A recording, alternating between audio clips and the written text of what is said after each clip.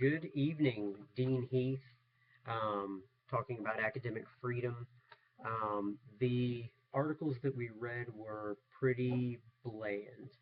Um, there were lots of good details, lots of good factual information, but they could have put me to sleep. There could have been a warning label saying, do not drive heavy machinery after reading these passages.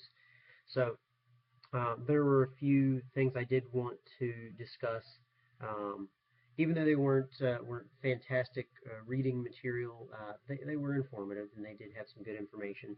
Um, there was a big um, um, push to talk about the difference in different types of academic freedom: student, faculty, institution, personal freedom versus professional freedom.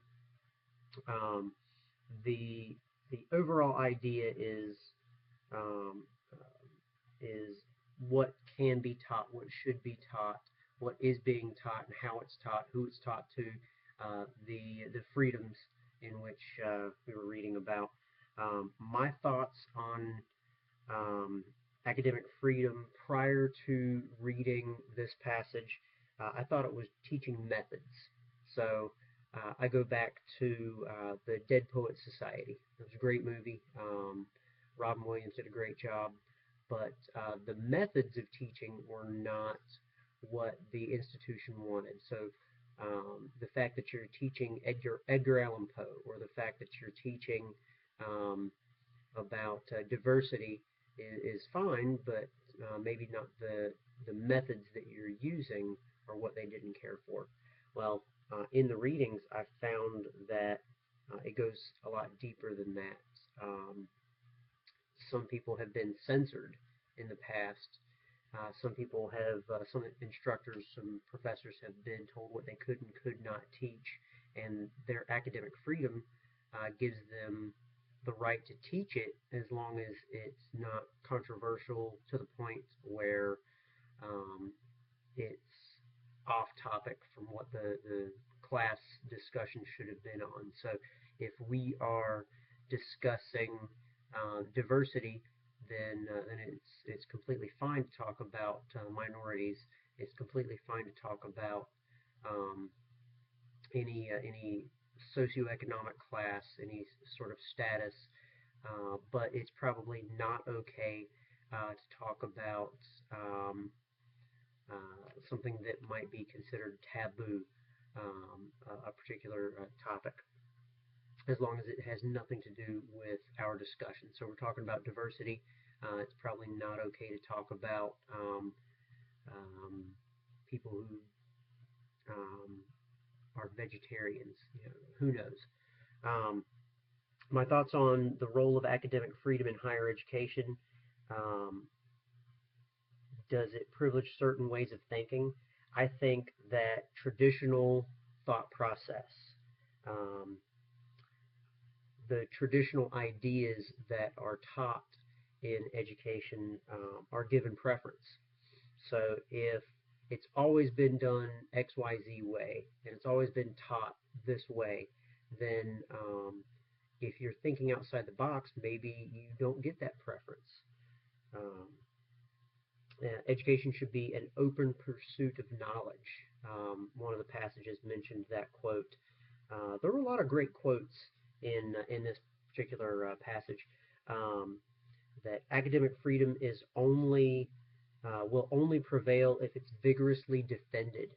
And it mentions that academic freedom, just like any of our rights, must be vigorously defended. And I like that term because if you take it for granted and you don't defend it, then it will not be around for you to appreciate or enjoy. Um, Another part of the passage that I thought was very interesting was um, a a person speaking has to be very aware of who they're representing and uh, what information they're giving. Are they giving it as an agent of the school, or are they giving it as a private citizen? And that's not something that I've put much thought into before. Um, if I say something, it obviously could come back to my institution. It could come back to my education. If I say something completely absurd, which I may do from time to time, it could be a reflection of those who have taught me. It could be a reflection of those who I work for. Um, part of the passage mentioned working for the state versus um, freedom with the state. Um, Another portion of the selection that I like mentioned that academic freedom is a fiduciary responsibility, and went on to talk about honoring your thoughts, speech, and deeds, and that goes to exactly what I'm talking about. Is Dean Heath speaking as Dean Heath, or is Dean Heath speaking as an agent of a student of University of North Carolina, Wilmington? Am I speaking as an agent of Cape Fear Community College? So the excuse me, the information was very valid. Um, the passages mentioned speaking and educating students without fear of reprisal.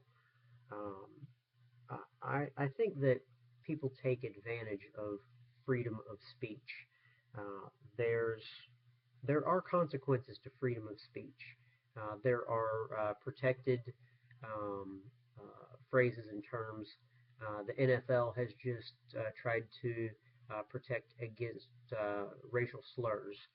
Um, Obviously, if you're in a crowded movie theater and you yell fire, that's not something protected.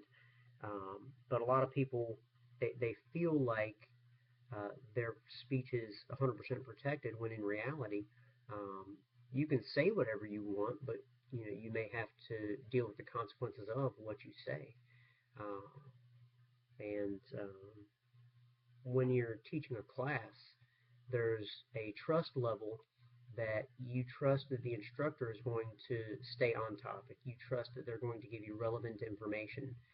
That instructor trusts that you're going to pay attention and that they're going to be able to give the necessary information out to their students. So um, I believe that academic freedom is important if everybody's abiding by the rules. And there were some recommendations that were listed that were great. There were some basic policies that were good information. Um, but I think that as long as everybody follows the necessary guidelines, that you stay on task, you stay on topic. Um, that academic freedom is something that we will not take for granted. We will vigorously defend, and we will have for generations and generations. And it gives us a great selection of ideas to choose from. They're always talking about banning certain books from schools. There's always a controversy there, but these books have been around. They've been educating people, helping educate people for years, and I think people take them for granted too frequently. So anyway, I look forward to watching everyone's videos, and I will respond accordingly. Thank you.